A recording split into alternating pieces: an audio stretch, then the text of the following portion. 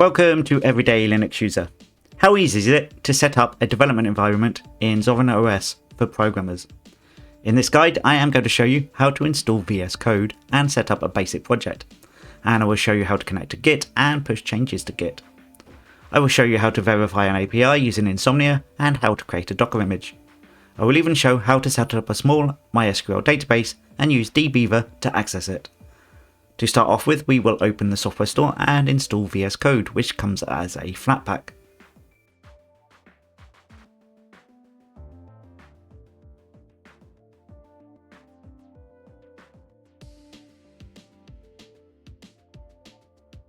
Whilst we are using VS Code to interact with Git, if you prefer a dedicated tool, you can use something like SmartGit as shown here.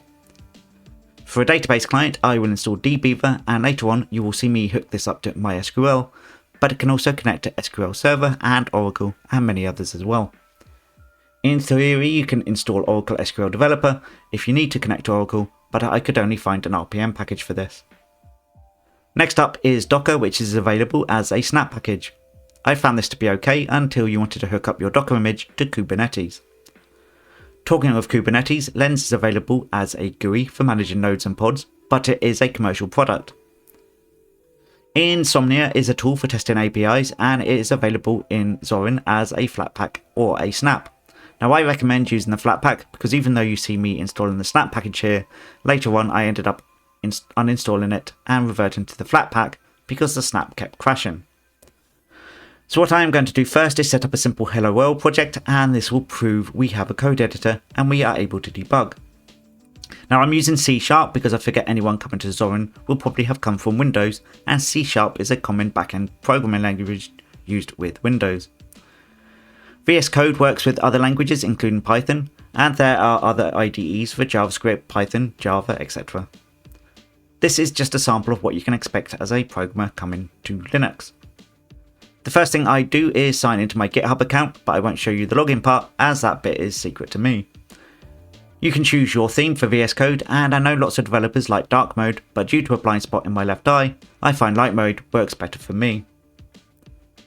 Before we can do anything else, we need to install the .NET SDK, and this is more challenging than I hoped it would be due to the containerized version of VS Code we are using.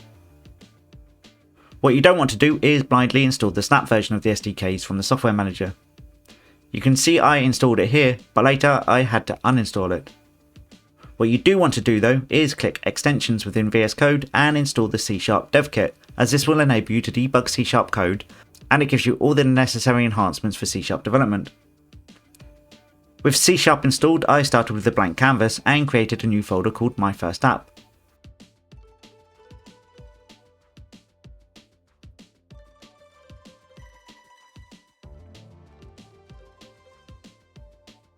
You are asked to trust the authors and click yes to this. Rather nicely, GitHub Copilot is available, but be aware you only get so many prompts per month and then it asks you to upgrade. Because I am lazy, I asked it to create the first Hello World app. It takes a little while, but you can see it created all the files I needed, including a README, which is really useful, especially when you create web APIs. Notice in the bottom right corner it is still complaining about the missing SDK. As soon as you try to run the app, it fails because .NET Build and .NET Run are not available. Now I won't force you to sit through the various attempts I made at fixing this, I will just give you the solution. First things first, you need to install Flatseal. This enables you to configure Flatpaks and add permissions and environment variables, etc. In a terminal, type flatpak search org.freedesktop.sdk.extension.net. Now case matters here, so type it as you see it on the screen. You will see a list of versions, so if you want .NET 10 for instance, you would type flatpak install flathub org.freedesktop.sdk.extension.net 10 / 25.08 or whatever the version number is. Open Flatseal and choose VS Code from the list. Scroll down to the environment and add flatpak_enable_sdk_ext equals .NET 10. Then restart VS Code if you have it open already. My troubles weren't completely over at this point, because when I rebuilt it complained about not being able to build against .NET 7. A quick request to Copilot resolved this. Essentially, the launch settings.json file and the project file were aiming at .NET 7 and not .NET 10. Now this isn't a programming tutorial, it just shows you how easy or difficult it is to set up an environment. You can see here I build the project and run it and the words hello world appear.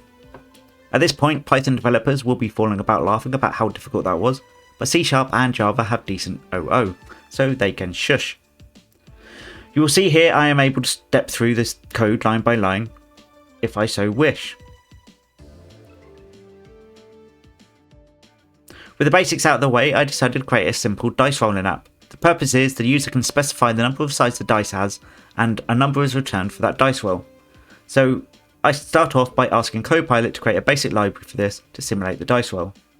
And then I realised I had no way of testing it, so I asked Copilot to create some basic unit tests. I then went for my tea and came back many hours later after tipping pasta over the floor, fighting with a freezer that really needs to be frosted, and embarrassing myself by eating a large packet of minstrels. With code in place, I decided to connect up to GitHub and commit the changes and push them. All of this can be done within VS Code. Now personally, I prefer an external tool with better visual aids for seeing what changed.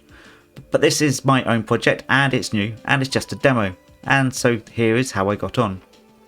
Initially I forgot to add a git ignore file and so ended up checking in way too many files. You will see I received a message about git user and git email needing to be set up, so I asked Copilot to do this for me. I am getting lazier as I get older.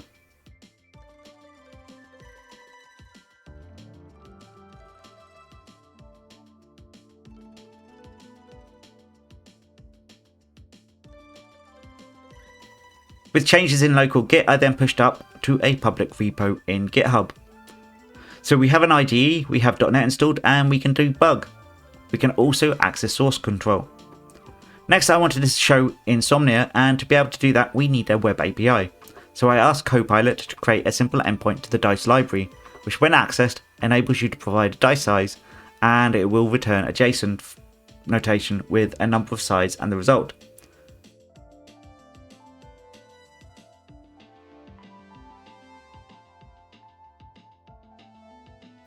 Copilot didn't let me down. You can see when I run the project and type the address into the address bar, it returns results for different sizes of dice.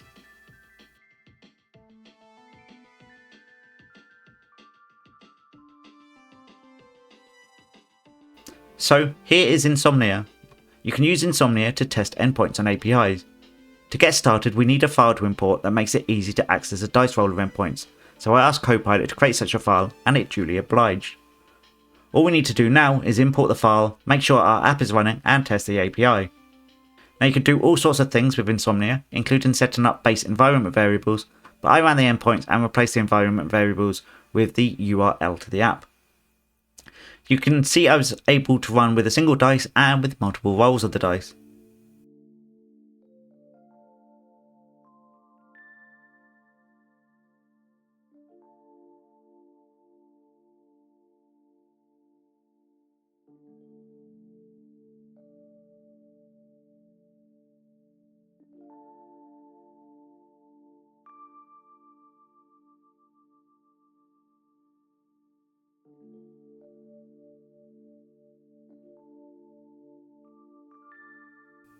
Now let's talk databases.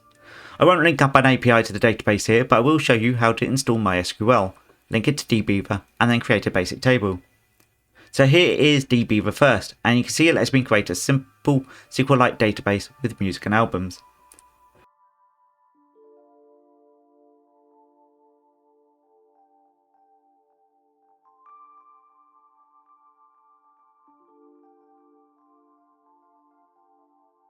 Then I used a wizard to create a dice roller database, but I wanted better than SQLite, so I installed MySQL, and because I installed the snap package, it caused a few issues when connecting from dbeaver.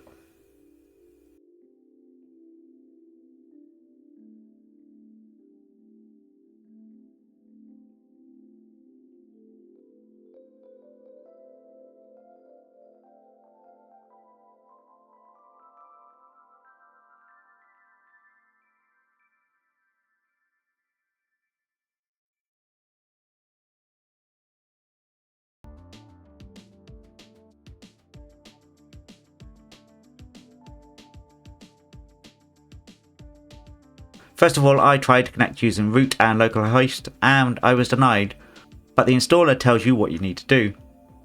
By default, the connection using Snap means you can log in to MySQL using sudo MySQL, but you have to run a command first to give you an alias to do that. You then need to use another command to make it possible to access root using a normal encrypted password, also in the installation instructions. I am not going to lie, it took me 20 minutes or so to work this bit out. The command on screen now is the one to run, but with a password you want to use. And with that done, I was able to create a database and a table.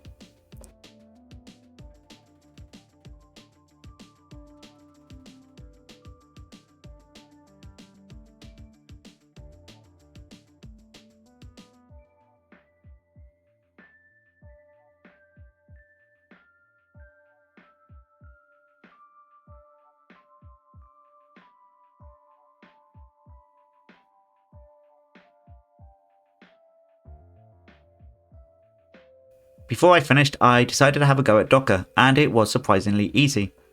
Simply ask Copilot to create a Docker file, and it did it with ease. Run docker compose up --build, and I was able to run the web API in the browser using the Docker image.